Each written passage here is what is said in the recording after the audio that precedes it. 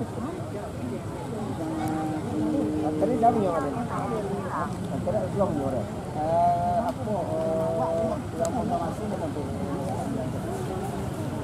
Kita ada belum?